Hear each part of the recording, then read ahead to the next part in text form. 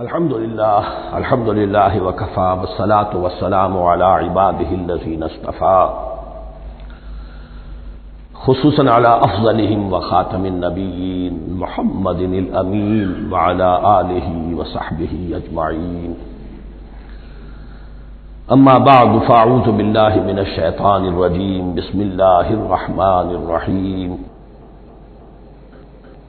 ما ننسخ من آیت او ننسها نأت بخیر منها او مثلها الم تعلم ان اللہ علی کل شیء قدیر الم تعلم ان اللہ له ملک السماوات والارض وما لکم من دون اللہ من ولی ولا نصیر صدق اللہ العظیم۔ ان آیات مبارکہ کا ترجمہ اگرچہ ہم کر چکے ہیں، لیکن اس کا جو اصل مفہوم ہے اور اس کا پس منظر ہے اس کو سمجھنا ضروری ہے۔ آپ کو معلوم ہے کہ اللہ کا دین آدم سے لے کر این دم تک ایک ہی ہے۔ نوح کا دین، موسیٰ کا دین، عیسیٰ کا دین، محمد کا دین صلی اللہ علیہ وسلم علیہ الصلوۃ والسلام، دین ایک ہی ہے۔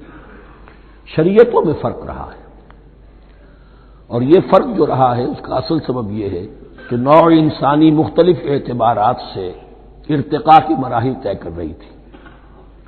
ذہنی پختگی، شعور کی پختگی، پھر سوشل ایولیوشن، تمدنی ارتقاء، یہ مسلسل جاری تھا۔ لہذا اس ارتقاء کے جس مرحلے میں رسول آئے اسی کی مناسبت سے ان کو تعلیمات دے دی گئی۔ ان میں وہ حصے بھی تھے کہ جو ایٹرنل ہیں، جو ہمیشہ رہیں گے، اور ایسے بھی تھے کہ جو اس زمانے کی مناسبت سے تھے۔ اب جب اگلا رسول آئے گا تو ظاہر بات ہے کہ ان میں سے کچھ چیزوں میں تغیر و تبدل ہو جائے گا، کچھ چیزیں نئی آ جائیں گی، کچھ پرانی ساقط ہو جائیں گی۔ یہ پرانی چیزوں کا ساقط ہونا یہ کہلاتا ہے ناسخ ہونا، ناسخ و منسوخ کا مسئلہ، کہ وہ حکم منسوخ ہو گیا اور اس کی جگہ پر کوئی اور حکم آ گیا ہے۔ یا تو اللہ تعالیٰ تعین کے ساتھ منسوخ فرماتے ہیں، یا یہ کہ اس شے کو سرے سے لوگوں کے ذہنوں سے زائل کر دیتے ہیں۔ اعتراض یہ کر رہے تھے یہودی کہ اگر تو یہ دین وہی ہے جو موسیٰ کا تھا تو ظاہر بات ہے کہ پھر شریعت پوری وہی ہونی چاہیے۔ اس کے اعتراض کا جواب ہے جو یہاں دیا جا رہا ہے، اور یہی مسئلہ پھر قرآن میں بھی ہے۔ قرآن کی بھی تدریج کے ساتھ شریعت کی تکمیل ہوئی ہے۔ جیسا کہ میں نے پہلے عرض کیا تھا، شریعت کا بلو پرنٹ آپ کو سورہ بقرہ میں مل جائے گا آگے چل کر، لیکن شریعت کی تکمیل ہوئی ہے سورہ مائدہ میں۔ یہ جو تقریباً 5-6 سال کا وقفہ ہے، اس میں کچھ احکام شروع میں دیے گئے، پھر ان میں رد و بدل کر کے، اور پھر آخر میں الیوم اکملت لکم دینکم واتممت علیکم نعمتی ورضیت لکم الاسلام دینا۔ تو یہ ناسخ و منسوخ کا مسئلہ صرف سابقہ شریعتوں اور شریعت محمدی میں نہیں ہے صلی اللہ علیہ وسلم، بلکہ خود شریعت محمدی میں بھی زمانی اعتبار سے ارتقا ہوا ہے کہ پہلے شراب کے بارے میں حکم دیا گیا کہ اس کی مضرت زیادہ ہے، گناہ کا پہلو زیادہ ہے، کچھ فائدے بھی ہیں بس۔ اس کے بعد آیا اگر شراب کے نشے میں ہو تو نماز مت پڑھو، نماز کے قریب مت جاؤ۔ تو مائدہ میں آخری حکم آ گیا، حال انتم منتہون، اب باز آتے ہو کہ نہیں آتے، حرام کر دیا گیا۔ تو یہ تدریجاً ہوا ہے۔ تو ناسخ و منسوخ قرآن میں بھی ہے، اور ناسخ و منسوخ قرآن اور تورات کے مابین بھی ہے۔ تو ہم نہیں منسوخ کرتے کوئی آیت یا بھلوا دیتے ہیں اس کو، نہ آتے بخیر منہا، ہم اس سے بھی بہتر لے آتے ہیں، او مثلہا، یا اس جیسی ہی۔ الم تعلم ان اللہ علی کل شیء قدیر، اب یہ کہ یہ تو اللہ کی اتھارٹی ہے، مالک الملک وہ ہے، دین اس کا ہے، اس میں وہ جس طریقے سے چاہے کسی چیز کے اندر تبدیلی پیدا کر دے۔ الم تعلم ان اللہ لہ ملک السماوات والارض ما لکم من دون اللہ من ولی ولا نصیر ام تريدون ان تسألوا رسولكم كما سئل موسى من قبل، کیا تم یہ چاہتے ہو کہ سوال کرو یا مطالبہ کرو اپنے رسول سے بھی اسی طرح کے جس طرح کی باتیں کی گئی تھی موسیٰ سے پہلے؟ مثلا ہم دیکھ چکے ہیں کہ ان سے کہا گیا کہ ہم نہیں مانیں گے جب تک کہ اللہ کو دیکھ نہ لے عیاناً، یا اسی طرح کے اور مطالبے جو حضرت موسیٰ علیہ السلام سے کیے جاتے تھے۔ یہاں مسلمانوں کو سکھایا جا رہا ہے کہ اس روش سے باز آؤ، ایسی بات تمہارے اندر پیدا نہیں ہونی چاہیے۔ وَمَن يَتَبَدَّلِ الْكُفْرَ بِالْإِيمَانِ فَقَدْ ضَلَّ سَوَاءَ السَّبِيلِ، ظاہر بات ہے ایسی حرکتیں بھی اب مسلمانوں میں سے بھی جو منافقین ان میں شامل تھے وہی کر رہے ہوں گے اس لیے فرمایا کہ جو کوئی ایمان کو ہاتھ سے دے کر کفر کو لے لے گا، یعنی منافق کیونکہ دو طرفہ ہوتا ہے، اب اس کا بھی امکان ہوتا ہے کہ یکسو ہو جائے کفر کی طرف، اور اس کا بھی امکان ہوتا ہے کہ بالآخر یکسو ہو جائے ایمان کی طرف۔ مذبذبین بین ذالک کی کیفیت میں جو مبتلا ہے، اس کے دو یہ امکانات ہیں۔ تو جو کفر کی طرف جا کر مستقل طور پر راغب ہو گیا اس کا ذکر ہے، ومن یتبدل الکفر بالایمان فقد ضل سواء السبیل، تو وہ تو سیدھی راہ سے بھٹک گیا۔ ود کثیر من اہل الکتاب لو یردونکم من بعد ایمانکم کفارا، اہل کتاب میں سے بہت سے لوگ ہیں جو چاہتے ہیں کہ کسی طرح لوٹا کر لے جائیں تمہیں تمہارے ایمان کے بعد پھر کفار بنا دیں۔ یہ ایسے ہی ہے کہ جیسے کسی بلی کی دم کٹ جائے تو وہ یہ چاہے گی کہ ساری بلیوں کی دمیں کٹ جائیں تاکہ وہ کوئی علیحدہ سے نمایاں نہ رہے۔ تو وہ چاہتے تھے کہ یہ چیزیں جو ہیں ان کو واپس لے آیا جائے، اہل ایمان کو بھی کفر میں لے آیا جائے، حسدا من عند انفسہم، اور یہ ان کا طرز عمل ان کے حسد کی وجہ سے کہ کیوں یہ نعمت جو ہے ان کو دے دی گئی۔ من بعد ما تبین لهم الحق، اس کے بعد کہ ان پر حق بالکل واضح ہو چکا ہے، وہ جان چکے ہیں، پہچان چکے ہیں، کسی مغالطے میں نہیں ہے، غلط فہمی میں نہیں ہے۔ فاعفوا واصفحوا، یہ بہت اہم ہے مقام۔ تو اے مسلمانوں تم معاف کرتے رہو اور صرف نظر سے کام لو۔ اس کا اصل مطلب کیا ہے؟ ابھی تو چونکہ مدنی دور کا آغاز ہو رہا ہے، ابھی کشمکش کے اور کشاکش کے اور مقابلے کے اور تصادم کے بڑے سخت مراحل آ رہے ہیں۔ کیونکہ تمہارا سب سے پہلا جو محاذ ہے وہ تو کفار مکہ کے خلاف ہے، سب سے بڑھ کر وہی آئیں گے، تم پر حملے کریں گے، جنگیں ہوں گی۔ تو فوری طور پر یہ جو آستین کے سانپ ہیں ان کو ابھی چھیڑو مت، جب تک یہ پڑے رہیں ڈورمنٹ، انہیں پڑا رہنے دو۔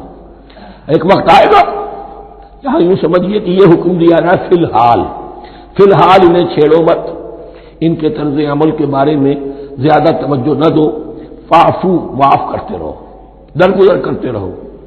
اور وصفحو کہتے ہیں، صفا کہتے ہیں ایک طرف کا، یہ صفا ہے، یہ ورق ہے، صرف نظر کر لینا، دیکھا اندیکھا کر لینا، نظر انداز کر دینا، حتی یاتی اللہ بامرہ، یہاں تک کہ اللہ اپنا فیصلہ لے آئے۔ ایک وقت آئے گا کہ پھر مسلمانوں کو غلبہ آخری حاصل ہو جائے گا، اور جب جو یہ باہر کے دشمن ہیں ان سے تم نمٹ لو گے، پھر یہ کہ ان اندرونی دشمنوں کے خلاف بھی تمہیں اب آزادی دی جائے گی کہ ان کو بھی ان کے کیفر کردار تک پہنچا دو۔ ان اللہ علی کل شیء قدیر، یقیناً اللہ ہر چیز پر قادر ہے۔ واقیموا الصلاۃ وآتوا الزکاۃ، نماز قائم رکھو، زکوٰۃ دیتے رہو۔ وما تقدموا لانفسکم من خیر تجدوہ عند اللہ، اور جو کچھ بھی تم خیر میں سے، بھلائی میں سے اپنے لیے آگے بھیجو گے، کوئی مال خرچ کر رہے ہو تو خرچ کہاں ہو گیا؟ وہ تو اللہ کے ہاں ڈپازٹ ہو گیا، جمع ہو گیا۔ وما تقدموا لانفسکم من خیر تجدوہ عند اللہ، اسے اللہ کے پاس پاؤ گے۔ ان اللہ بما تعملون بصیر، یقیناً جو کچھ تم کر رہے ہو اللہ اسے دیکھ رہا ہے۔ وقالوا لن يدخل الجنة الا من كان هودا او نصارى، اب دیکھیں جب یہ نئی امت اب تشکیل پا رہی ہے تو یہودی اور نصرانی جو ایک دوسرے کے دشمن تھے مسلمانوں کے مقابلے میں جمع ہو گئے، انہوں نے کہنا یہ شروع کیا وقالوا لن يدخل الجنة، ہرگز نہیں داخل ہوگا جنت میں الا من كان هودا او نصارى، سوائے اس کے جو یا تو یہودی ہو یا نصرانی ہو۔ جیسے ہمارے ہاں بھی ہوتا ہے، اہل حدیث کے مقابلے میں دیوبندی بریلوی جمع ہو جائیں گے، چاہے وہ آپس میں ایک دوسرے کے ساتھ جو بھی ان کا بیر ہے وہ اپنی جگہ ہے۔ اسی طریقے سے اہل تشیع کے مقابلے میں شاید اور جو ہے اہل سنت کے لوگ جمع ہو جائیں۔ تو ایک کامن اینمی جب آ جاتا ہے تو پھر یہ ہے کہ وہ لوگ جن کے اپنے اندر بڑی کنٹرڈکشنز ہیں وہ پھر ایک متحدہ بحث بناتے ہیں۔ وقالوا لن يدخل الجنة الا من كان هودا او نصارى تلك امانيهم، یہ لفظ دوبارہ آ گیا، یہ ان کی خواہشات ہیں، من گھڑت خیالات ہیں، ان کی وشفل تھنکنگ ہے۔ قل ہاتوا برہانکم ان کنتم صادقین، کہو ان سے لاؤ کوئی دلیل اگر تم سچے ہو، دلیل کتاب سے لاؤ، کہیں تورات میں لکھا ہے یہ، کہیں یہ انجیل میں لکھا ہے، جو تورات اور جو انجیل تمہارے پاس ہے اسی میں سے دکھا دو کہ یہ لکھا ہوا، کہیں لکھا ہوا نہیں۔ اب یہاں پر وہ یونیورسل ٹروتھ آ رہا ہے، بلا من اسلم وجہہ للہ وہو محسن، کیوں نہیں؟ ہر وہ شخص کے جو اپنا چہرہ اللہ کے سامنے جھکا دے اور وہ محسن ہو، اس کا رویہ صدق پر، سچائی پر، حسن کردار پر مبنی ہو، سر کا جھکانا منافقانہ نہ ہو، جزوی نہ ہو کہ کچھ مانا کچھ نہیں مانا۔ بلا من اسلم وجهه لله وهو محسن فله اجره عند ربه، تو اس کے لیے اس کا اجر محفوظ ہے اس کے رب کے پاس۔ فلا خوف علیہم ولا هم يحزنون، نہ ان پر کوئی خوف ہوگا اور نہ ہی وہ حزن سے دوچار ہوں گے۔ یہ دوسری آیت ہے کہ جس سے کچھ لوگوں نے استدلال کیا ہے کہ ایمان بالرسالت ضروری نہیں ہے۔ اب دیکھیے اس کا جواب وہی ہوگا، نمبر ایک تو یہ ہر جگہ پر ساری چیزیں بیان نہیں کی جایا کرتی، کوئی چیز کہیں بیان کی گئی، کوئی کہیں بیان کی گئی ہے۔ کتاب کو لینا ہے تو پوری کو پوری ایک کتاب کی حیثیت سے۔ دوسرا یہ کہ یہ سارا سلسلہ کرام جو ہے، جو دو بریکٹس کے مابین آ رہا ہے، اس میں پہلے سے ہے وَآمِنُوا بِمَا أَنزَلْتُ مُصَدِّقًا لِمَا مَعَكُمْ وَلَا تَكُونُوا أَوَّلَ كَافِرٍ بِهِ، تو وہ تو ضرب کھا رہی ہے اس پورے کے پورے مضامین کے سلسلے سے جو ان دو بریکٹوں کے درمیان آ رہا ہے۔ اب دیکھیے ایک طرف تو ان کا کہنا یہ تھا کہ جنت میں داخل نہیں ہوگا مگر وہی جو یہودی ہو یا نصرانی ہو۔ اب عمل کیا ہے؟ وقالت اليہود لیست النصارى علی شیء، یہودی کہتے ہیں نصارہ کی کوئی حیثیت نہیں، کوئی بنیاد نہیں، کوئی جڑ نہیں۔ وقالت النصارى لیست اليہود علی شیء، اور نصارہ کہتے ہیں کہ یہود کی کوئی بنیاد نہیں، بے بنیاد لوگ ہیں، کوئی حقیقت ان کی حقانیت ہے ہی نہیں۔ وہم یتلون الکتاب، اور مزہ یہ ہے کہ دونوں ایک کتاب پڑھ رہے ہیں۔ اولڈ ٹیسٹمنٹ تو مشترک ہے یہودیوں میں اور عیسائیوں میں، یہ بہت اہم نقطہ ہے۔ اور جدید عیسائیت میں جو ایک بہت بڑی طاقت ابھر رہی ہے امریکہ میں، وہ ہے کہ جو عیسائیت کو جیوڈائز کر رہی ہے، کیونکہ رومن کیتھولک مذہب جو تھا اس نے تو چونکہ گویا کہ سارا رشتہ توڑ لیا تھا بائبل سے، سارا اختیار پوپ کے ہاتھ میں آ گیا تھا، لیکن پروٹیسٹنٹس نے پھر بائبل کو قبول کیا۔ اب اس کی منطقی انتہا یہ کہ اولڈ ٹیسٹمنٹ کے اوپر بھی اب ان کی توجہ ہو رہی ہے کہ آخر یہ بھی تو ہم مانتے ہیں کہ ہماری کتاب ہے اور اس میں جو کچھ لکھا ہے اس کو نظر انداز کیسے کر سکتے ہیں۔ تو حال ہی میں ہم نے جو ایک سیمینار کیا تھا امریکہ میں، جس میں ایک یہودی عالم بھی آئے تھے، ایک عیسائی بھی آئے تھے، اور مسلمانوں کی طرف سے بھی ہمارے ایک ساتھی بلال کوشل نے بات کی تھی، تو وہاں ایک یہودی عالم نے کہا کہ اس وقت اسرائیل کو سب سے بڑی سپورٹ جو مل رہی ہے وہ ان عیسائیوں سے مل رہی ہے امریکہ میں سے، کہ جو اس وقت ایونجلسٹ کہلاتے ہیں وہاں پر، اور جو ایک بڑا فرقہ بن کر ابھر رہے ہیں۔ بہرحال یہ ان کا طرز عمل ہے۔ وہم یتلون الکتاب، اور وہ دونوں کے دونوں کتاب کے پڑھنے والے ہیں۔ کذالک قال الذین لا یعلمون مثل قولہم، اسی طرح کہا تھا ان لوگوں نے کہ جو کچھ بھی نہیں جانتے، انہی کی سی بات کہی تھی، یعنی یہ اشارہ ہے مشرکین مکہ کی طرف۔ فاللہ یحکم بینہم یوم القیامۃ فیما کانوا فیہ یختلفون، تو اللہ تعالیٰ فیصلہ کر دے گا ان کے مابین قیامت کے دن ان تمام باتوں کا جن میں کہ یہ اختلاف کر رہے تھے۔ ومن اظلم ممن منع مساجد اللہ ان یذکر فیہا اسمہ وسعی فی خرابہا۔ اب دیکھیے یہاں جو بخیہ یہ آیات آ رہی ہیں، تو اگرچہ خطاب تو ہے وہ بریکٹس کے مابین، خطاب میں بنی اسرائیل، لیکن اب یہاں کچھ ریفرنسز اہل مکہ کی طرف شروع ہو گئے ہیں، اور اس کے بعد سے حضرت ابراہیم کا تذکرہ آئے گا، پھر تحویل قبلہ کا ذکر آئے گا۔ تحویل قبلہ میں ظاہر بات ہے کہ وہ قبلہ جو ہے وہ مشرکین مکہ کے قبضے میں تھا اس وقت، اس حوالے سے ریلیونٹ کچھ مضامین جو ہیں اس کی تمہید باندھی جا رہی ہے۔ یہ ساری تمہید ہے جو آگے آنے والا مضمون ہے تحویل قبلہ، جو علامت تھی اس بات کی کہ اب وہ سابقہ امت مسلمہ معزول کر دی گئی اور نئی امت محمد صلی اللہ علیہ وسلم اس مقام پر نصب کر دی گئی، انسٹال کر دی گئی۔ اس کے حوالے سے جو مسئلے اٹھیں گے، اسی لیے قال الذین لا یعلمون مثل قولہم، میں نے عرض کیا کہ یہ مشرکین مکہ کی طرف اشارہ ہے۔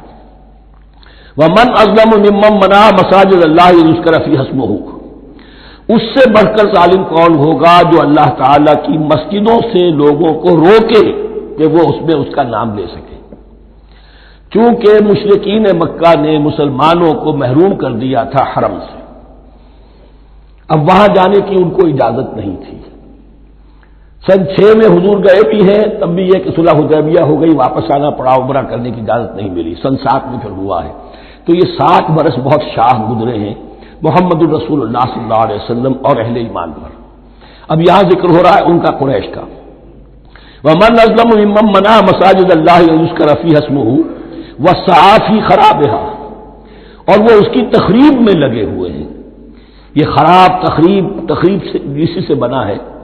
یہ تخریب دو طرح کی ہوتی ہے، ایک ظاہری تخریب ہوتی ہے، کسی مسجد کو گرا دینا، اور ایک ظاہری نہیں باطنی معنوی وہ ہوتی ہے۔ وہ جو تخریب ہے وہ یہ ہے کہ توحید کی بجائے اسے شرک کا اڈا بنا دیا ہے۔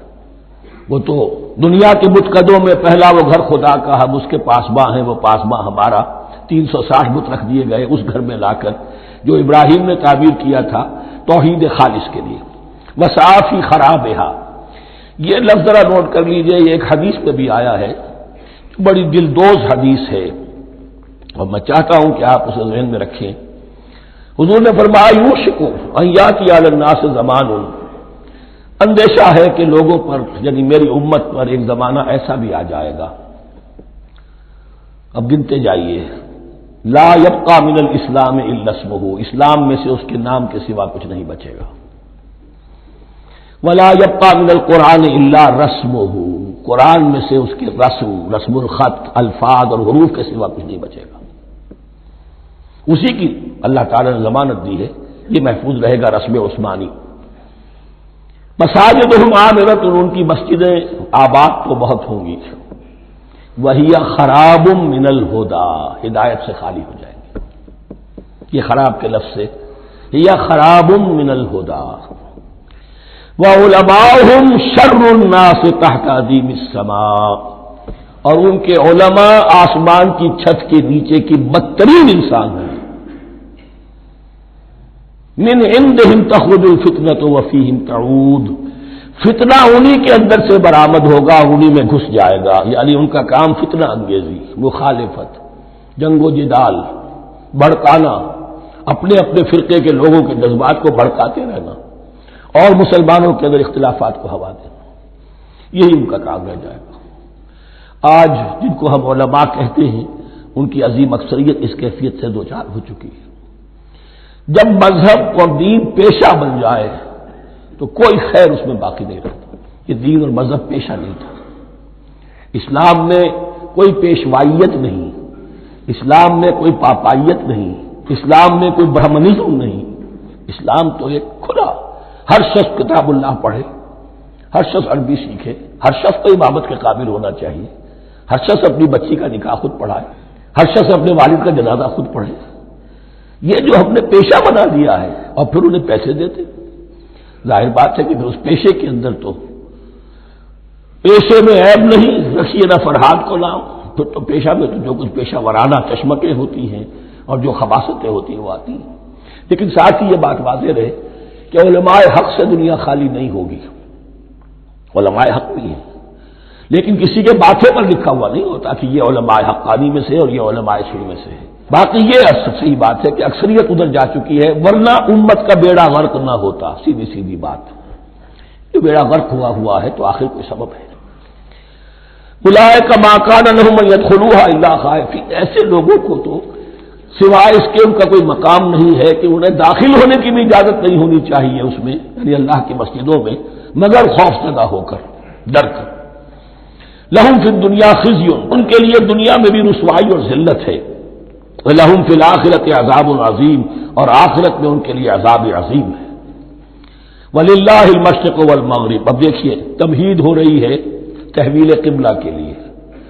اب ظاہر بات ہے کہ بڑی حساس جو ہے وہ ایک کیفیت تھی یہ، تو یروشلم کے ساتھ جن کو دلچسپی تھی اور ان کے دلوں میں اس کی عقیدت تھی، مکہ مکرمہ اور بیت اللہ کے ساتھ جن کو دلچسپی تھی اور ان کے دلوں میں اس کی عقیدت تھی، تو اس حوالے سے یہ قبلہ بدلنا، 2 دفعہ بدلا ہے قبلہ، پہلے آ کے مدینے میں حضور نے یروشلم کی طرف 16 مہینے نماز پڑھی اور پھر تحویل قبلہ ہوا، تو اب اس میں کئی امتحان ہو گئے، وہ آگے آ جائے گا، لیکن اس کی تمہید باندھی جا رہی ہے۔ للہ المشرق والمغرب، مشرق اور مغرب سب اللہ کے ہیں، یعنی اگر ہم رخ کرتے ہیں مغرب کی طرف تو اس کے معنی یہ نہیں ہے کہ اللہ مغرب میں ہے، بعض اللہ تو جہت سے، مقام سے، ماورا وراء الورا، تو یہ ہے کہ ایک یکسانیت پیدا کرنے کے لیے اجتماعی رنگ دینے کے لیے ایک چیز کو قبلہ بنا دیا، علامت ہے۔ غالب نے ٹھیک کہا ہے، قبلے کو اہل نظر قبلہ نما کہتے ہیں۔ قبلہ جو ہے وہ مسجود تو نہیں ہے پرے سرحد ادراک سے اپنا مسجود، قبلے کو اہل نظر قبلہ نما کہتے ہیں۔ للہ المشرق والمغرب فینما تولوا فثم وجہ اللہ، جدھر میں تم رخ کرو گے وہ اللہ ہی کا رخ ہے۔ ان اللہ واسع علیم، یقیناً اللہ بہت وسعت والا ہے، بہت وسعت والا ہے، وہ کسی سمت میں محدود نہیں ہے، اور علیم ہے، ہر شے کا جاننے والا ہے۔ دیکھیے یہاں یہ آیت کہہ کے اور چھوڑ دیا مسئلہ، اگلے مسئلے پر آ گئے۔ آگے آپ کو پتہ چلے گا کہ یہ در حقیقت ایک تمہید باندھی جا رہی ہے تحویل قبلہ کے لیے۔ وقالوا اتخذ اللہ ولدا سبحانہ، اور ان میں وہ بھی ہیں، اب ظاہر بات ہے یہاں پھر اشارہ ہو رہا ہے وہ اہل مکہ کی طرف، جنہوں نے یہ کہا ہے کہ اللہ نے اولاد اپنے لیے اختیار کی، یعنی وہ کہتے تھے کہ یہ جو فرشتے ہیں یہ اللہ کی بیٹیاں ہیں، نصارہ کہتے تھے کہ حضرت مسیح اللہ کے بیٹے ہیں، اور یہودیوں کا بھی ایک گروہ ایسا تھا جو حضرت عزیر کو اللہ کا بیٹا کہتا تھا۔ بل لہ ما فی السماوات والارض، نہیں، آسمانوں اور زمین میں جو کچھ ہے اسی کی ملکیت ہے، سب مخلوق ہے، مملوک ہے، خالق اور مالک صرف وہ ہے۔ کل لہ قانتون، اور سب کے سب اس کے فرما بردار ہیں، بڑے سے بڑا رسول، بڑے سے بڑا ولی، بڑے سے بڑا فرشتہ، بڑے سے بڑے اجرام سماویہ، سب کل لہ قانتون۔ بدیع السماوات والارض، وہ آسمان اور زمین کو پیدا کرنے والا ہے بغیر کسی شے کے۔ یہ ابداع اور خلق ان میں فرق ہے۔ ابداع، بلکہ شاہ ولی اللہ دہلوی نے حجت اللہ البالغہ کا جو پہلا چیپٹر ہے اس کو یہی 3 عنوان دیے ہیں۔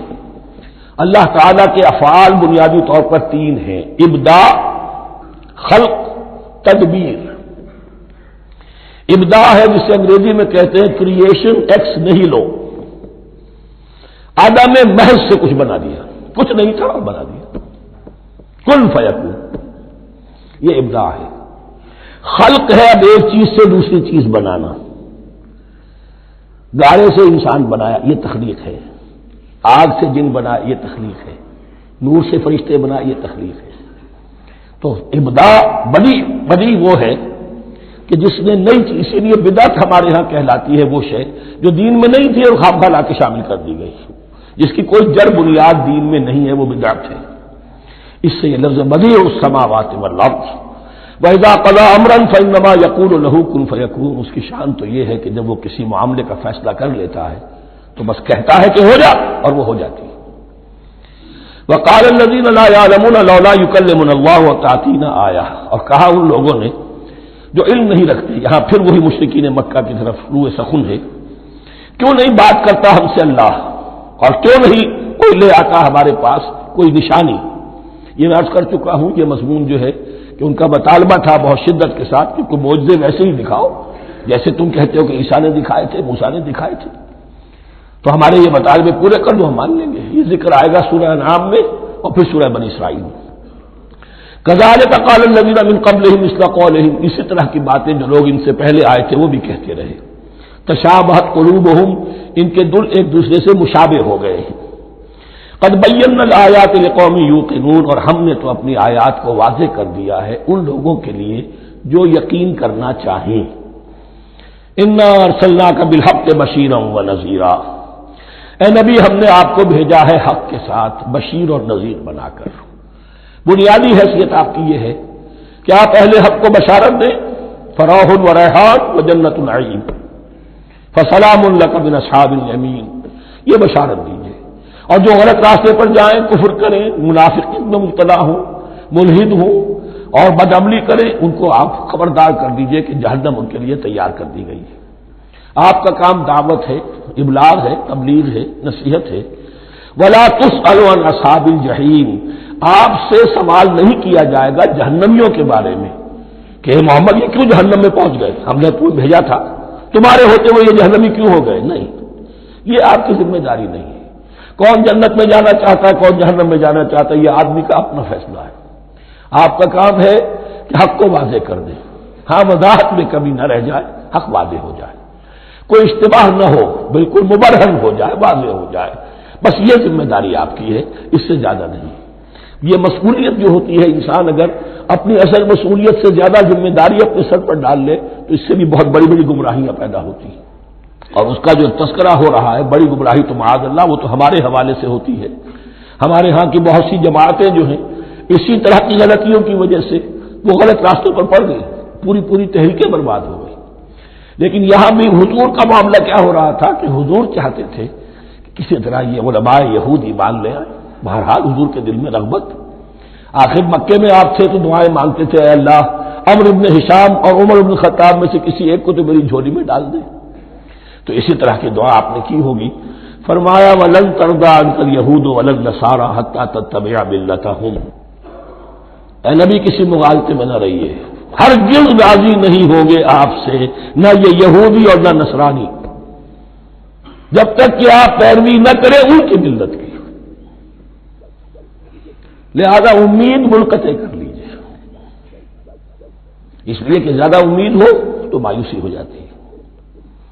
اقبال نے بہت خوب کہا ہے بندہ مومن کے بارے میں، جس کی امیدیں قلیل، جس کے مقاصد جلیل۔ مقصد اونچا لیکن امید قلیل رکھیے، اللہ چاہے گا تو ہو جائے گا، نہیں چاہے گا تو میرا کام تو اپنی حد تک اپنا فرض ادا کر دینا ہے۔ اس سے زیادہ کی جو ہے خواہش اپنے دل میں پالیں گے، کسی اجرت پسندی میں گرفتار ہو جائیں گے، کہیں دائیں بائیں ہک اور کرک کے ذریعے سے کہیں پہنچنے کی کوشش کریں گے اور اپنے آپ کو بھی برباد کر دیں گے۔ لن ترضى عنك اليهود ولا النصارى حتى تتبع ملتهم قل ان هدى الله هو الهدى، کہہ دیجئے دیکھو ہدایت تو ہے اللہ کی ہدایت۔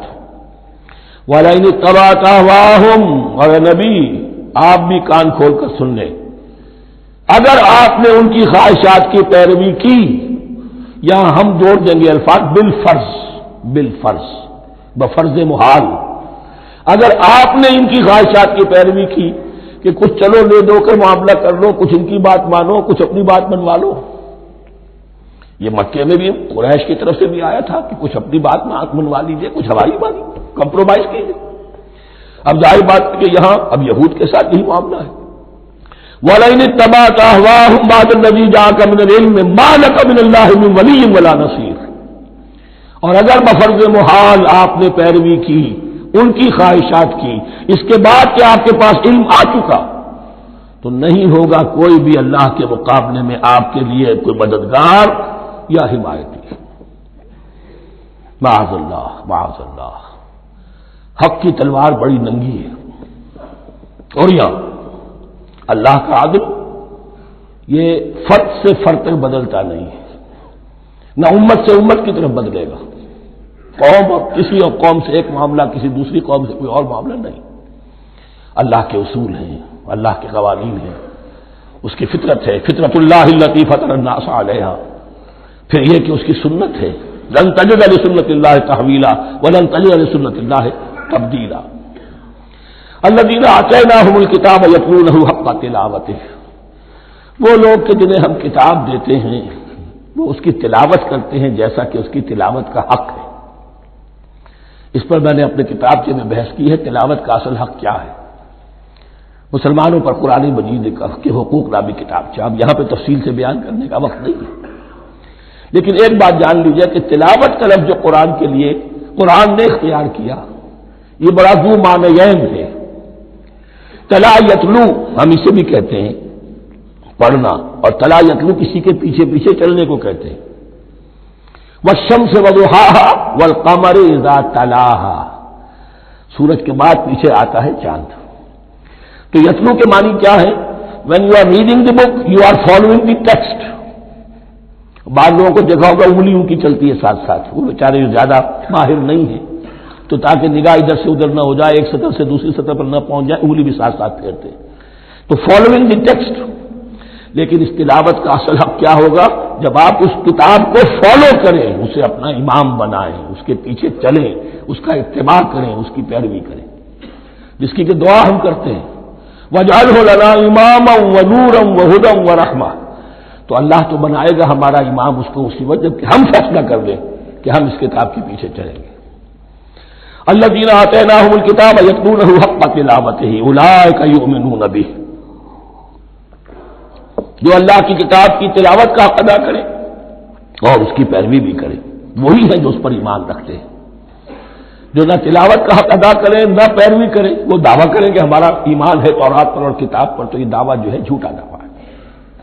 میں وہ حدیث آپ کو سنا چکا ہوں، ما آمن بالقرآن من استحل محارمہ، جس شخص نے قرآن کی کسی حرام کردہ شے کو اپنے لیے حلال کر لیا، اس کا قرآن پر کوئی ایمان نہیں. ومن یکفر بہ فاولئک ھم الخاسرون، اور جو اس کا کفر کرے گا تو وہی لوگ ہیں خسارے میں رہنے والے. اب وہ بریکٹ بند ہو رہی ہے. وہ آیت کے جو 6 رکوع کے شروع میں آئی تھی دوبارہ آ گئی جوں کہ توں. یا بنی اسرائیل اذکروا نعمتی التی انعمت علیکم وانی فضلتکم علی العالمین. یہ ترتیب ذہن میں رکھیے. اور دوسری آیت بھی جو کہ توں، صرف یہ ہے کہ ترتیب تھوڑی سی بدلی ہے. بریکٹ یوں بناتے ہو تو اس کی چونچ ادھر ہوتی ہے تو اس کی چونچ ادھر ہوتی ہے. تو اسی طریقے سے ذہن میں رکھیے کہ دوسری آیت کی ترتیب تھوڑی سی بدل دی درمیانی، اور وہ بھی درمیان میں چونچ والا معاملہ جو ہوتا ہے. واتقوا یوما لا تجزی نفس عن نفس شیئا، یہ تو جو کہ تو وہی ہے، ڈرو اس دن سے جس دن کوئی جان کسی دوسری جان کے کام نہ آ سکے گی. ولا يقبل منها عدل، وہاں کیا تھا ولا يقبل منها شفاعت، یہاں کیا آیا ولا يقبل منها عدل، نہ اس سے کوئی فدیہ قبول کیا جائے گا. ولا تنفعها شفاعت، یہ شفاعت بعد میں لے آئے، عدل پہلے لے آئے. وہاں شفاعت پہلے ہے، عدل بعد میں، بس یہ تبدیلی ہے. ولا هم ينصرون، اور یہ پھر جو کا تو وہی جو پہلی آیت میں تھا، جو 6 رکوع کی دوسری آیت ختم ہوئی، نہیں انہیں کوئی مدد مل سکے گی. یہ جو حصہ تھا جو تقریباً 10 رکوعوں پر مشتمل تھا، سورہ بقرہ کے 18 رکوع کہ جن میں روح سخن ہے سابقہ امت مسلمہ کی طرف. 4 رکوع بڑے عموم کے حامل تھے، لیکن بین السطور وہاں بھی اشارے موجود تھے. روح سخن جو تھا وہ بنی اسرائیل کی طرف. 10 رکوعوں میں صراحت کے ساتھ ساری گفتگو انہی سے ہے، الا یہ کہ ایک جگہ مسلمانوں سے خطاب کر لیا، کچھ آخر میں اہل مکہ کا تذکرہ بھی ہو گیا. اب اس کے بعد ذکر شروع ہو رہا ہے حضرت ابراہیم علیہ السلام کا. وہ بات سمجھ لیجیے کہ کیا وجہ ہے اس کی. دیکھیے حضرت ابراہیم کی دفع کی یہ 2 شاخیں چلی، ویسے تو 3 ہیں. عام طور پر لوگوں کے علم میں ہے کہ 2 بیویاں تھیں. حضرت ہاجرہ سے حضرت اسماعیل پیدا ہوئے، بڑے تھے. حضرت سارہ سے حضرت اسحاق، ان کے بیٹے یعقوب، یعقوب کے 12 بیٹے بنی اسرائیل. حضرت اسماعیل کو حضرت ابراہیم نے آباد کیا خانہ کعبہ کے پاس لا کر، بواد غیر ذی زرع، تو وہاں یہ جو ایک نسل چلی. لیکن نبوت جو ہے حضرت ابراہیم کے بعد حضرت اسماعیل کو تو ملی، اس کے بعد مسلسل یوں سمجھیے کہ تقریباً 3000 کا فصل ہے سالوں کا کہ کوئی نبوت اس شاخ میں نہیں آئی. نبوت کا سلسلہ چلا دوسری شاخ میں، حضرت یعقوب، حضرت اسحاق، حضرت یعقوب، حضرت یوسف، چلتے جائیے. حضرت موسیٰ اور ہارون سے شروع ہو کر حضرت عیسیٰ اور یحییٰ تک 1400 برس مسلسل. اگرچہ تیسری شاخ بھی تھی، بنو قطورہ کہلاتے، تیسری اہلیہ آپ کی تھی قطورہ. بنی قطورہ میں سے ان کی اولاد بڑی کثیر تھی. ان میں سے ایک مدین تھے، مدین یا مدیان، ان میں حضرت شعیب کی بعثت ہوئی تھی. حضرت شعیب بھی حضرت ابراہیم کی نسل میں سے ہے، لیکن بنی مدیان میں سے. بہرحال اب چونکہ حضور کی بعثت ہوئی بنی اسماعیل میں، ادھر بنی اسرائیل ہے، ان سے یہ خطاب ہو رہا ہے سابقہ امت مسلمہ. اور اب یہ امامت الناس منتقل ہونے والی ہے بنی اسرائیل سے بنی اسماعیل کو. تو اب اگر اس انتقال کے وقت نقل، اگر وہ جو کامن فیکٹر ہے اس کا تذکرہ کیا جائے تو بات آسان ہو جائے گی. ابراہیم ہی تو جد امجد ہے نا تمہارے، تم یعقوب کی اولاد ہو ٹھیک ہے، لیکن یعقوب کس کے بیٹے تھے؟ اسحاق کے. اسحاق کس کے بیٹے تھے؟ ابراہیم کے. تو یہ دوسری نسل میں تو ابراہیم ہی کی ہے. اس حوالے سے ان کے لیے سہل بنایا جا رہا ہے کہ بات کو سمجھو. یہ صرف یہ ہے کہ 2 پیڑھی اوپر جا کر مل گئے اور اللہ نہ کر سکا. اور حضرت ابراہیم نے خانہ کعبہ کی تعمیر کی اور اسے اب مرکز بنانا ہے اہل توحید کا. لہذا یہ ساری گفتگو اب شروع ہو رہی ہے. 4 رکوع اب وہ ہے 15 سے شروع ہو کر 18 تک، جن کا اصل مضمون ہے تحویل قبلہ. وَإِذِ ابْتَلَىٰ إِبْرَاهِيمَ رَبُّهُ بِكَلِمَاتٍ فَأَتَمَّهُنَّ، اور ذرا یاد کرو جب ابراہیم کو آزمایا اس کے رب نے بہت سی باتوں میں. میرا ایک کتاب چاہے حضرت ابراہیم کی شخصیت پر، حج اور عید الاضحیٰ اور ان کی اصل روح، اور اس میں ایک تحریر ہے، ایک تقریر ہے. جو تحریر ہے وہ مجھے بہت پسند ہے کہ کیسے کیسے امتحان آئے ہیں حضرت ابراہیم علیہ السلام پر. فَأَتَمَّهُنَّ، اب یہ ایک جملے میں ایک پوری داستان ہے. اس نے ان سب کو پورا کیا، سب میں پاس ہو گیا، ہر امتحان سے کامیابی کے ساتھ وتھ فلائنگ کلرز ہر امتحان سے نکلے. قال انی جاعلک للناس اماما، تب ہم نے کہا اے ابراہیم اب میں تمہیں نوع انسانی کا امام بنانے والا ہوں. قال ومن ذریتی، انہوں نے کہا اور میری نسل کے بارے میں بھی یہ وعدہ ہے کہ نہیں؟ قال لا ینال عہد الظالمین، فرمایا میرا یہ عہد ظالموں سے متعلق نہیں ہوگا. مطلب کیا ہوا کہ تمہاری نسل میں سے جو صاحب ایمان ہوں گے، نیک ہوں گے، سیدھے راستے پر چلیں گے، ان سے ہمارا وعدہ ہے، لیکن نسلیت کی بنیاد پر نہیں ہے کہ جو بھی تمہاری نسل میں سے لازماً وہ اس وعدے کا مصداق بن جائے. وَإِذْ جَعَلْنَا الْبَيْتَ مَثَابَةً لِلنَّاسِ وَأَمْنًا، اور یاد کرو جب کہ ہم نے گھر کو، اپنے گھر کو، بیت اللہ کو قرار دے دیا لوگوں کے لیے زیارت کی جگہ، لوٹ کے آنے، لوٹ کر آؤ، حج کرو. مثابۃ للناس وامنا، اور اسے امن کا گھر قرار دے دیا. واتخذوا من مقام ابراہیم مصلی، اور ہم نے حکم دیا کہ مقام ابراہیم کو اپنی جائے نماز بنا لو، نماز پڑھنے کی جگہ بنا لو. آج کل تو بعض علماء نے یہ کہا ہے کہ مقام ابراہیم سے مراد کوئی خاص پتھر نہیں ہے، بلکہ اصل میں وہ تو پوری جگہ جو تھی وہ مقام ابراہیم، حضرت ابراہیم وہاں آباد ہوئے تھے. لیکن صحیح بات وہی ہے جو ہمارے سلف سے چلی آ رہی ہے، روایات پختہ ہیں اس کے بارے میں کہ جس طریقے سے حجر اسود جنت سے آیا ہے، ایسے ہی یہ بھی ایک پتھر تھا کہ جو جنت سے لایا گیا حضرت ابراہیم کے لیے جب وہ تعمیر کر رہے تھے. کوئی اور ذرائع تو ابھی تھے ہی نہیں، اس کے اوپر وہ کھڑے ہوتے تھے اور یہ پتھر ہی اونچا ہوتا جاتا تھا خود. اب جیسے جیسے تعمیر اوپر جا رہی ہے تو اس کے لیے یہ پتھر اونچا ہوتا تھا. وہ پتھر ہے جو مقام ابراہیم اب بھی محفوظ ہے، اور وہاں پر پھر طواف کر کے کعبے کا مکمل، پھر اس کے آس پاس جو ہے 2 رکعت جو ہے وہ ادا کی جاتی ہے نماز. وَعَهِدْنَا إِلَىٰ إِبْرَاهِيمَ وَإِسْمَاعِيلَ أَن طَهِّرَا بَيْتِيَ لِلطَّائِفِينَ وَالْعَاكِفِينَ وَالرُّكَّعِ السُّجُودِ، اور ہم نے عہد لے لیا تھا ابراہیم اور اسماعیل سے کہ تم دونوں ہمارے اس گھر کو، بیتیا میرے اس گھر کو پاک رکھو. اب یہ تطہیر بھی دونوں طرح کی ہوگی، ظاہری صفائی بھی ہو، گند نہ ہو، تاکہ ظاہر آئیں تو ان کے دلوں میں جو کدورت پیدا نہ ہو، کوفت نہ ہو، کھلی فضا ہو، صاف رکھو. اور تطہیر باطنی، وہاں توحید کا چرچا ہو، کوئی اور کفر اور شرک جو ہے وہ نہ آنے پائے. ان طہرا بیتی للطائفین والعاکفین، طواف کرنے والوں کے لیے، اعتکاف کرنے والوں کے لیے، والرکع السجود، اور رکوع اور سجود کرنے والوں کے لیے. وَإِذْ قَالَ إِبْرَاهِيمُ رَبِّ اجْعَلْ هَٰذَا بَلَدًا آمِنًا وَارْزُقْ أَهْلَهُ مِنَ الثَّمَرَاتِ مَنْ آمَنَ مِنْهُمْ بِاللَّهِ وَالْيَوْمِ الْآخِرِ.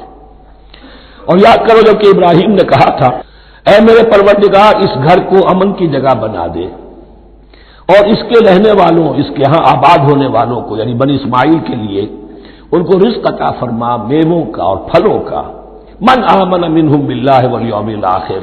اب یہاں حضرت ابراہیم خود رک گئے کہ میں اپنی ساری اولاد کے لیے یہ دعا نہ کروں، اس لیے کہ وہاں روک دیا گیا تھا لا ینال عہد الظالمین. تو جو بھی ان میں سے ایمان اور عمل صالح والے ہوں اور یوم آخر پر ایمان رکھتے ہوں، اجعل هذا البلد آمنا وارزق اهله من الثمرات من آمن منهم باللہ والیوم الآخر. اب یہاں دیکھیے اللہ تعالیٰ نے گویا کہ ہم کہیں گے ازرہ شفقت مسکراتے ہوئے گویا کہ فرمایا کہ ابراہیم قال ومن کفر، تمہاری اولاد میں سے جو کفر کرے گا فأمتعه قلیلا، اس کو بھی میں دنیا کا ساز و سامان تو دوں گا. امامت میں شامل نہیں کر سکتا، لیکن یہ کہ دنیاوی طور پر مال و متاع جو ہے وہ ان کو بھی میں دوں گا. ومن کفر فأمتعه قلیلا ثم اضطره الى عذاب النار، ہاں پھر اسے کشاں لے آؤں گا جہنم کے عذاب کی طرف. وبئس المصیر، اور وہ بہت ہی بری جگہ ہے لوٹنے کی. وَإِذْ يَرْفَعُ إِبْرَاهِيمُ الْقَوَاعِدَ مِنَ الْبَيْتِ وَإِسْمَاعِيلُ، اور یاد کرو جب کہ ابراہیم اٹھا رہے تھے ہمارے گھر کی بنیادوں کو، اور اسماعیل باپ بیٹا دونوں لگے ہوئے تھے. یہاں لفظ جو قواعد آیا ہے اس کو نوٹ کیجئے. قواعد قاعدے کی جمع ہے اور یہ بنیادوں کو کہا جاتا ہے، اور اس میں اشارہ ہے حضرت ابراہیم اصل معمار اور بانی نہیں ہے کعبے کے. کعبہ بنایا ہے حضرت آدم نے. ان اول بیت وضع للناس للذی بمکہ، پہلا گھر. اب کیسے ممکن تھا حضرت آدم علیہ السلام کے زمانے سے لے کر اور حضرت ابراہیم تک کم و بیش جو ہے 4000 برس ہے. عام اندازہ جو ہے تورات کا اگر آپ لگائیں تو کوئی مسجد نہیں بنی ہوگی کیا؟ یہ پہلا گھر ہے، پہلا وہ گھر خدا کا. تو اس کی بنیادیں رہ گئی تھیں، باقی وہ امتداد زمانہ سے، اور چونکہ یہ سیلاب کا راستہ تھا، سیلاب کی وجہ سے وہ سب جو ہے دیواریں بہہ گئی تھی، صرف بنیادیں تھیں. ان بنیادوں کو پھر وَإِذْ بَوَّأْنَا لِإِبْرَاهِيمَ مَكَانَ الْبَيْتِ، یہ سورہ حج میں جا کر مضمون تفصیل سے آئے گا. اب میں آئے گا کہتا ہوں، آ چکا ہے حقیقت کے اعتبار سے، اس لیے کہ یہ ساری مکی صورتیں ہیں جو نازل ہو چکی ہیں سورہ بقرہ سے بہت پہلے. تو جب وہ ان بنیادوں کو اٹھا رہے تھے تو دعائیں مانگ رہے تھے. ربنا تقبل منا انک انت السمیع العلیم، اے رب ہماری اس کوشش کو، ہماری اس مشقت کو، محنت کو قبول فرما. باہر گھر بنا رہے ہیں، پتھر اٹھا اٹھا کر لا رہے ہیں. حضرت اسماعیل کی عمر اس وقت لگ بھگ 13 برس ہے، ہاتھ بٹا رہے ہیں. ربنا تقبل منا انک انت السمیع العلیم، اے رب ہماری اس کوشش کو شرف قبول عطا فرما، یقیناً تو سب کچھ سننے والا اور جاننے والا ہے. ربنا وجعلنا مسلمین لک، اور اے رب ہمیں اپنا فرما بردار بنائے رکھ. نوٹ کیجئے ابراہیم کہہ رہے ہیں. تو میں اور آپ اگر مطمئن ہو جائیں کہ میری موت لازماً حق پر ہوگی تو بہت بڑا دھوکہ ہے. ڈرتے رہنا چاہیے، اللہ کی پناہ طلب کرتے رہنا چاہیے. ربنا وجعلنا مسلمین لک، اے اللہ ہم دونوں کو اپنا فرما بردار بنائے رکھ. ومن ذریتنا امۃ مسلمۃ لک، اور ہم دونوں کی نسل میں سے اٹھائیو برپا کی جو ایک امت جو تیری فرما بردار امت ہو. وہ ارنا مناسکنا، اور اے پروردگار تیرا گھر تو ہم نے یہ بنا دیا، اب اس کے جو رسومات ہیں وہ ہمیں سکھا، جو مناسک حج ہیں. ارنا مناسک، اب کیسے حج کریں، کیا آداب ہوں گے، طواف کیسے ہوگا، کیا کریں گے. وتب علینا، اور ہم پر اپنی شفقت کی نظر فرما. انک انت التواب الرحیم، یقیناً تو ہی ہے بہت ہی زیادہ توبہ کا قبول فرمانے والا اور شفقت کے ساتھ رجوع کرنے والا اور رحم فرمانے والا. ربنا وبعث فیہم رسولا منہم، اور اے ہمارے پروردگار ہماری اس نسل میں، اب چونکہ ہماری نسل مراد ہے بنی اسرائیل اسماعیل کی نسل میں سے تو نہیں ہے نا، یہاں دونوں کی نسل سے مراد ہے تو وہ بنی اسماعیل. ہماری اس نسل میں اٹھائی ہو ایک رسول انہی میں سے، باہر کا نہ ہو، کوئی مغایرت کا اجنبیت کا پردہ حائل نہ ہو. وہ کیا کرے، یتلو علیہم آیاتک، تیری آیات ان کو پڑھ کر سنائے. وَيُعَلِّمُهُمُ الْكِتَابَ وَالْحِکْمَةَ، اور صرف سنائے نہیں، تعلیم دے انہیں کتاب اور حکمت کی. صرف سنا دینا تو بہت آسان کام ہے، سکھانا، تعلیم دینا، دلوں میں بٹھانا. اور حکمت، وَيُزَكِّيهِمْ، اور ان کو پاک کرے، ان کا تزکیہ کرے، ان کے دلوں میں تیری محبت اور آخرت کی طلب کے سوا کوئی طلب باقی نہ رہنے دے. انک انت العزیز الحکیم، یقیناً پروردگار تو ہی ہے زبردست اور کمال حکمت والا. وَمَن يَرْغَبُ عَن مِّلَّةِ إِبْرَاهِيمَ إِلَّا مَن سَفِهَ نَفْسَهُ، اور ایسا شخص کون سا ہوگا جو ابراہیم کے طریقے سے منہ موڑے. یہ رغبت کا لفظ عربی زبان میں دونوں طرف جاتا ہے. رغبہ الا، کسی شے کی طرف رغبت ہونا، محبت ہونا، میلان ہونا، اور رغبہ عن، کسی شے سے متنفر ہونا، کسی شے سے ابا کرنا، اس کو چھوڑ دینا. وَمَن يَرْغَبُ عَن مِّلَّةِ إِبْرَاهِيمَ إِلَّا مَن سَفِهَ نَفْسَهُ، سوائے اس کے جس نے اپنے آپ کو حماقت ہی میں مبتلا کرنے کا فیصلہ کر لیا ہو. اور کون ہوگا جو ابراہیم کے طریقے سے منہ موڑے. وَلَقَدِ اصْطَفَيْنَاهُ فِي الدُّنْيَا، اور ہم نے تو اسے دنیا میں بھی پسند کر لیا تھا، چن لیا تھا. وَإِنَّهُ فِي الْآخِرَةِ لَمِنَ الصَّالِحِينَ، اور یقیناً آخرت میں بھی وہ ہمارے صالح بندوں میں سے ہوں گے.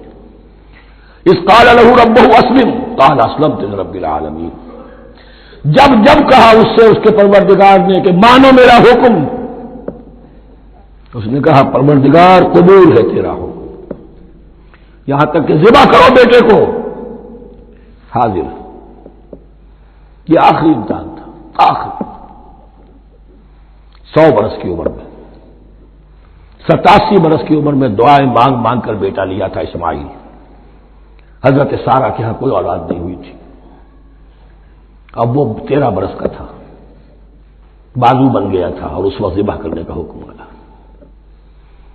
جب بھی کہا ہم نے مانو ہمارا حکم، قال اسلمت لرب العالمین، اللہ تعالی ہمیں بھی توفیق دے کہ اس کی پیروی کریں۔ ووصى بها ابراہیم وبنیہ ویعقوب، اور اسی کی وصیت کی تھی ابراہیم نے بھی اپنے بیٹوں کو اور یعقوب نے بھی۔ یا بنیہ، وہ کیا کی نصیحت ہے میرے بیٹو، ان اللہ اصطفیٰ لکم الدین، دیکھو اللہ نے تمہارے لیے دین کو پسند فرما لیا ہے۔ کون سا دین؟ فلا تموتن الا وانتم مسلمون، اور دیکھنا موت نہ آنے پائے مگر فرما برداری کی حالت میں۔ یہی بات آئے گی سورہ آل عمران میں مسلمانوں سے خطاب کر کے، یا ایھا الذین آمنوا اتقوا اللہ حق تقاتہ ولا تموتن الا وانتم مسلمون، اور ان الدین عند اللہ الاسلام ومن یبتغ غیر الاسلام دینا فلن یقبل منہ۔ ام کنتم شہداء اذ حضر یعقوب الموت، کیا تم اس وقت موجود تھے جب یعقوب کی موت کا وقت آیا؟ جب آدم کی یعقوب پر موت، یہ لفظی ترجمہ ہوگا، اذ حضر یعقوب الموت اذ قال لبنیہ ما تعبدون من بعدی، حضرت یعقوب نے اپنے سارے بیٹوں کو جمع کیا، 12 کے 12، اور مصر میں پہنچ چکے تھے یہ حضرت یوسف علیہ السلام کے ذریعے سے، جو سورہ یوسف میں ساری کہانی آئے گی، وہاں انتقال ہوا۔ تو انہوں نے اپنے بیٹوں کو جمع کیا، اس قال لبنیہ ما تعبدون من بعدی، میرے بعد تم کس کی پوجا کرو گے، کس کی پرستش کرو گے؟ یہ بات نہیں تھی کہ انہیں معلوم نہیں تھا، لیکن یہ کہ ایک میثاق، قول و قرار اور پختہ کرنے کے لیے۔ قالوا نعبد الہک و الہ آبائک ابراہیم و اسماعیل و اسحاق، کہا کہ ہم پوجیں گے، بندگی کریں گے، پرستش کریں گے آپ کے معبود کی اور آپ کے آبا ابراہیم، اسماعیل اور اسحاق کے معبود کی، اور یہ کوئی مختلف معبود نہیں ہے، الہ واحد، وہ تو ایک ہی الہ ہے۔ وَنَحْنُ لَهُ مُسْلِمُونَ، ہم اس کے لیے، اس کے سامنے سر جھکاتے ہیں، اسی کی فرما برداری کا اقرار کرتے ہیں۔ تِلْكَ أُمَّةٌ قَدْ خَلَتْ، یہ آیت 2 مرتبہ آئے گی اسی رکوع میں۔ یہ ایک گروہ تھا انسانوں کا جو گزر گیا، ابراہیم، اسماعیل، اسحاق، یعقوب، ان کی اولاد، قد خلت، وہ گزر گئے۔ لہا ما کسبت ولکم ما کسبتم، ان کے لیے تھا جو انہوں نے کمایا اور تمہارے لیے ہوگا جو تم کماؤ گے، یعنی یہاں پدرم سلطان بود کا کوئی مقام نہیں ہے، ہر شخص کے لیے اپنا عمل، اپنا ایمان، اپنی کمائی۔ ولا تسألون عما كانوا يعملون، تم سے یہ نہیں پوچھا جائے گا کہ وہ کیا کرتے تھے، تم سے پوچھا جائے گا تم کیا کر کے لائے ہو۔ تو راچے ہے پدرم سلطان بود، تو راچے ہے، تم کیا ہو بھائی، تو اپنی بات کرو، باپ تمہارا سلطان تھا، ہوگا۔ وقالوا كونوا هودا أو نصارى تهتدوا، لیکن اس پس منظر میں اب ان کی خباثت کو نمایاں کیا جا رہا ہے کہ یہ تو تھی وصیت ابراہیم کی اور یعقوب کی، اور اس وقت کے یہود و نصارہ کا کیا رویہ ہے، قالوا كونوا هودا أو نصارى تهتدوا، وہی متحدہ محاذ حضور کے خلاف۔ یا تو یہودی، انہوں نے کہا کہ یا یہودی ہو جاؤ یا نصرانی تو ہدایت پر ہو جاؤ گے۔ قل بل ملت ابراہیم حنیفہ، کہہ دیجئے نہیں، بل نتبع، ہم تو نتبع یہاں پر محذوف مانیے، بل نتبع ملت ابراہیم حنیفہ، نہیں، ہم تو پیروی کریں گے ابراہیم کے طریقے کی، بالکل یکسو ہو کر۔ وما کان من المشرکین، اور وہ مشرکوں میں سے نہیں تھے۔ قولوا آمنا باللہ، اب یہاں مسلمانوں کو حکم دیا جا رہا ہے، دیکھو تم ان کے جو کچھ وہ کہتے ہیں اس کے جواب میں تم یہ کہو، قولوا کہو آمنا باللہ، ہم ایمان رکھتے ہیں اللہ پر، وما انزل الینا، اور جو کچھ نازل کیا گیا ہماری جانب، وما انزل الی ابراہیم و اسماعیل و اسحاق و یعقوب، اور جو کچھ نازل کیا گیا ابراہیم اور اسماعیل اور اسحاق اور یعقوب کی طرف، والاسباط اور ان کی اولاد کی طرف، وما اوتی موسیٰ و عیسیٰ اور جو کچھ دیا گیا موسیٰ کو اور عیسیٰ کو، وما اوتی النبیون من ربہم اور جو کچھ دیا گیا تمام نبیوں کو ان کے رب کی طرف سے، لا نفرق بین احد منہم ہم ان میں سے کسی کے مابین تفریق نہیں کرتے، ہم سب کو مانتے ہیں۔ دیکھیے ایک ہے تفضیل، کسی کو ایک کو زیادہ افضل سمجھنا دوسرے سے، یہ اور بات ہے، وہ تو سورہ آل عمران میں آئے گا تلک الرسل فضلنا بعضهم علی بعض۔ تفریق یہ کہ ایک کو مانے ایک کو نہ مانے، ان رسولوں میں سے ایک کا انکار سب کا انکار، لا نفرق بین احد منہم ونحن له مسلمون، اور ہم نے تو اسی کی فرما برداری کا قلادہ اپنی گردن میں ڈال دیا ہے۔ فَإِنْ آمَنُوا بِمِثْلِ مَا آمَنْتُمْ، پھر اے مسلمانوں اگر یہ بھی ایمان لائیں یہود اور نصارہ بالکل اسی طرح جیسے تم ایمان لائے ہو، نو کمپرومائز، ٹھیک ٹھیک وہی دین اختیار کریں، وہی راستہ جو کہ محمد کے ذریعے سے تمہیں دیا گیا صلی اللہ علیہ وسلم، فَإِنْ آمَنُوا بِمِثْلِ مَا آمَنْتُمْ بِهِ فَقَدْ اهْتَدَوْا، تب وہ ہدایت پر ہوں گے۔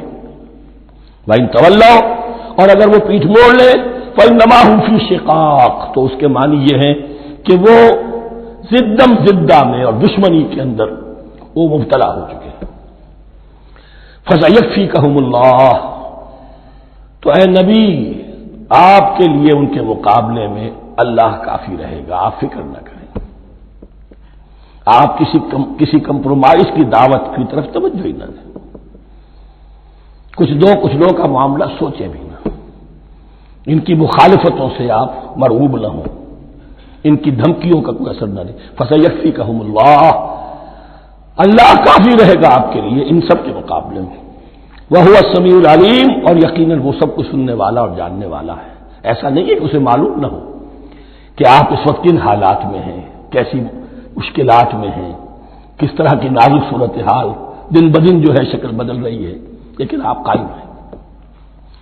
یہ ہے جگہ جہاں پر خون پڑا ہوا ہے اس نسخے میں جو حضرت عثمان تلاوت فرما رہے تھے، اور اس وقت باغیوں نے انہیں شہید کیا ہے، ان کی زوجہ محترمہ نائلہ انہوں نے بچانا چاہا ہے تو ان کی انگلیاں کٹ گئیں اور خون جو ہے وہ فَسَيَكْفِيكَهُمُ اللَّهُ ان الفاظ پر وہ خون پڑا ہے، وہ دبا بھی موجود ہے۔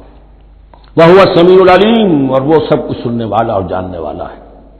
صبغۃ اللہ کیا مانی یہاں پر بھی ایک آپ کو محذوف ماننا ہوگا، اخترنا صبغۃ اللہ ہم نے تو اختیار کر لیا ہے اللہ کے رنگ کو، وَمَنْ أَحْسَنُ مِنَ اللَّهِ صِبْغَةً وَنَحْنُ لَهُ عَابِدُونَ اور اللہ سے بہتر رنگ کس کا ہوگا، اور ہم تو بس اسی کی بندگی اسی کی پرستش کرنے والے ہیں۔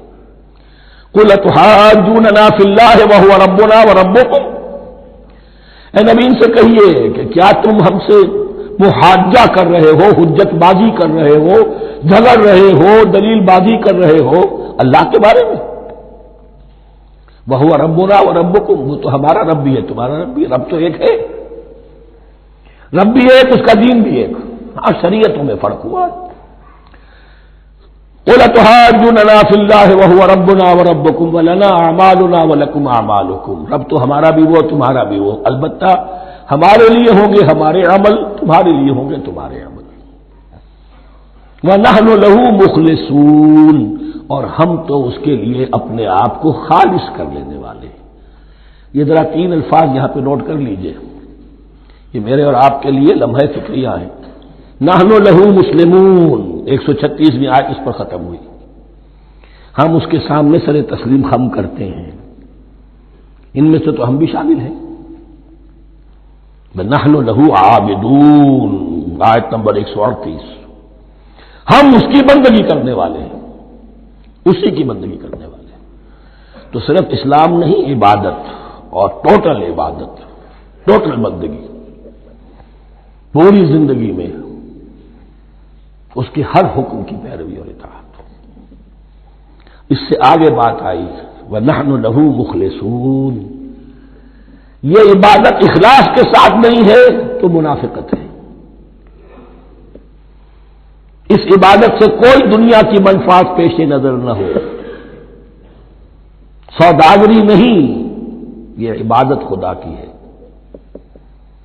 دنیا بنانا، دنیا کمانا، دین کو ذریعہ بنانا، اس سے بڑی اور اس سے گری ہوئی کوئی حرکت نہیں۔ اخلاص، حضور نے فرمایا من صلی یرائی فقط اشرکا ومن صام یرائی فقط اشرکا ومن تصدق یرائی فقط اشرکا۔ جس نے نماز پڑھی دکھاوے کے لیے اس نے شرک کیا، جس نے روزہ رکھا دکھاوے کے لیے اس نے شرک کیا، اور جس نے صدقہ خیرات دیا دکھاوے کے لیے اس نے شرک کیا۔ فنحن له مخلصون، نحن له مسلمون، نحن له عابدون، نحن له مخلصون۔ اللهم ربنا اجعلنا منهم، اللهم ربنا اجعلنا منهم۔ ام تقولون ان ابراہیم واسماعیل واسحاق ویعقوب والاسباط كانوا هودا او نصارى، کیا تمہارا کہنا یہ ہے کہ ابراہیم اور اسماعیل اور اسحاق اور یعقوب اور ان کی اولاد یہودی تھے یا نصرانی تھے؟ تم جو کہتے ہو کہ یا یہودی ہو جاؤ یا نصرانی تب ہدایت پاؤ گے، تو ابراہیم یہودی تھے یا نصرانی؟ اور اسحاق اور یعقوب اور یوسف اور موسیٰ اور عیسیٰ یہ کون تھے؟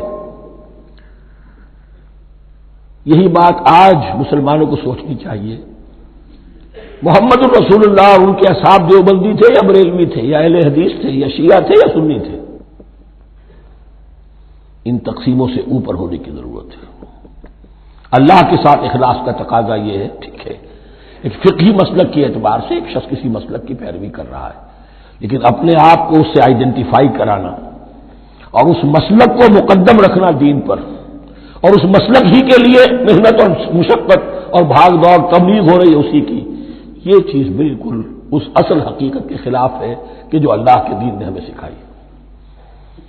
ام تقولون ان ابراہیم واسماعیل واسحاق ویعقوب والاسباط كانوا هودا او نصارى قل انتم اعلم ام اللہ، کہیے ان سے کہ تم زیادہ جانتے ہو یا اللہ زیادہ جانتا ہے۔ من اظلم ممن كتم شهادة عنده من اللہ، کان کھول کر سن لو، اس سے بڑھ کر ظالم کون ہوگا جس نے اللہ کی ایک گواہی جو اس کے پاس تھی اسے چھپا لیا۔ تمہارے پاس گواہیاں ہیں، علماء یہود جانتے تھے یہ اللہ کے رسول ہیں جن کے ہم منتظر تھے، اس گواہی کو چھپائے بیٹھے۔ ومن اظلم ممن كتم شهادة عنده من اللہ وما اللہ بغافل عما تعملون، اور اللہ ہرگز غافل نہیں ہے کہ اس سے جو تم کر رہے ہو۔ تلک امۃ قد خلت، یہ گروہ مقدس جماعت تھی یہ جس کے یہ گلے سرسبد تھے، یہ گزر گئے۔ لہا ما کسبت ولکم ما کسبتم، جو کمائی انہوں نے کی، جو عمل انہوں نے کمائے وہ ان کے لیے، تمہارے لیے نہیں۔ تمہارے لیے وہ ہوگا جو تم کماؤ گے۔ ولا تسألون عما كانوا يعملون، اور تم سے ان کے عمل کے بارے میں نہیں پوچھا جائے گا کہ انہوں نے کیا کیا، تم سے سوال یہ ہوگا کہ تم نے کیا کیا۔ بارک اللہ لی ولکم فی القرآن العظیم ونفعنی وإیاکم بالآیات والذکر الحکیم۔